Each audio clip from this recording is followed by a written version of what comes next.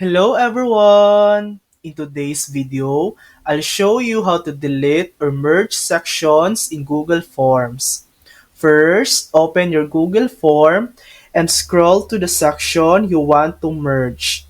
Click the three dots menu in the section header, then select Merge with Above. This will combine the current section with the one right above it, keeping all the questions together. Now, if you want to delete a section, click the trash icon in the section header.